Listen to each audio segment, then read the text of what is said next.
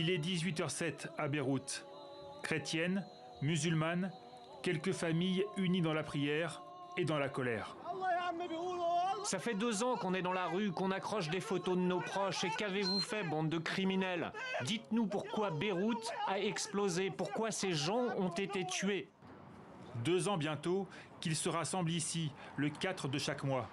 À la même heure exactement, le 4 août 2020, un immense stock de nitrate de potassium explosé dans le port.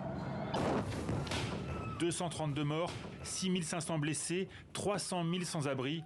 Le chaos au cœur de la capitale libanaise. On vivait là, à cet étage, juste à 200 mètres du port. Le 4 août, Mireille a perdu Elias, son fils de 15 ans. Le mur est tombé et une cloison est tombée aussi sur lui. Dans le quartier, l'immeuble de Mireille est l'un des seuls à avoir été reconstruit. Mais pas question pour elle d'y retourner. Qui m'a fait ça? Qui a détruit ma vie en une seconde? C'est mon droit de savoir, c'est notre droit que la justice soit rendue. Tous les mardis quasiment, familles, avocats et défenseurs des droits de l'homme se réunissent pour faire le point sur l'enquête. Négligence, corruption, plusieurs rapports indépendants pointent des responsabilités au plus haut niveau. Mais au Liban, les politiques nomment eux-mêmes les juges. Ça fait 2 ans que le juge s'était arrêté dans son enquête, parfois par des trucs judiciaires, parfois par des trucs politiques et parfois par des démonstrations et des menaces de guerre civile. En octobre dernier, le juge Bitar, chargé de l'enquête, a émis un mandat d'arrêt contre un ancien ministre proche du Hezbollah qui a alors appelé ses militants à protester.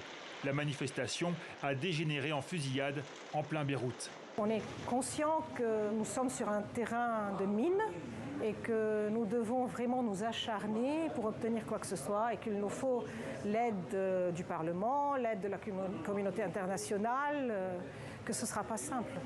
Désormais, c'est le ministre des Finances qui bloque tout. Il refuse de signer un décret de nomination des juges.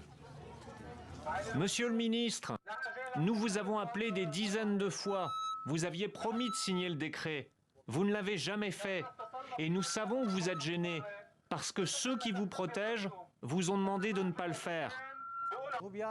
Il sait qu'avec sa signature, la justice continuera et l'enquête reprendra. Mireille est là, elle aussi. Est-ce que vous réalisez que je suis en bas de chez vous, alors que je devrais être toute seule, dans ma chambre, à pleurer la mort de mon fils? Le ministre ne viendra pas. Les familles promettent d'autres actions. Elles ont aussi demandé aux 13 députés indépendants nouvellement élus de tout faire pour que l'enquête reprenne. Mais au pays des attentats et des assassinats politiques impunis, tous savent qu'il faudra se battre encore longtemps pour connaître la vérité.